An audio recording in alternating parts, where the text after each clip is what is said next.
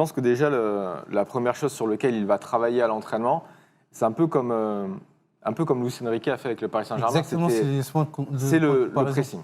Voilà. C'est-à-dire que lui, il veut asphyxier les adversaires, il veut que ses joueurs courent, il veut que ses joueurs fassent les efforts. Et ça, faut convaincre ton groupe de vouloir le faire. Et puis, il faut que tu aies les moyens athlétiques pour le faire. Je pense qu'il est arrivé, c'est quand même un grand monsieur. Je pense que dans le management, 1m80 et quelques. je pense qu'il connaît bien la maison. Je pense que dans le management, il est très bon. C'est un coach. Il faut qu'il fasse adhérer son discours à ses joueurs. Il a été recruté pour ça parce qu'il fallait changer avec l'époque d'Ancelotti. Donc je pense que malgré tout, au début, les joueurs vont être derrière lui.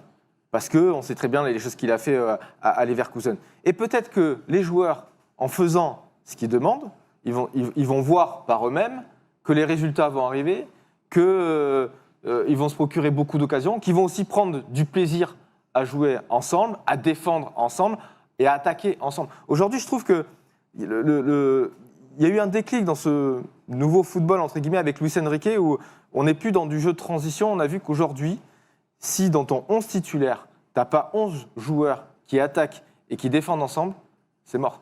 C'est-à-dire que tu ne peux pas gagner des matchs, à moins que tu aies un Messi qui te prend le ballon et qui dribble tout le monde. Mais aujourd'hui, tu n'as pas ça. Donc je pense qu'aujourd'hui, la première tâche de Xabi Alonso, c'est de faire adhérer son discours aux joueurs et donc de courir.